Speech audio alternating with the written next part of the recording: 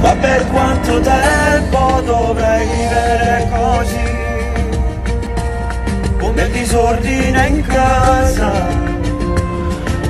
anche dentro te, è fuori posto ogni cosa.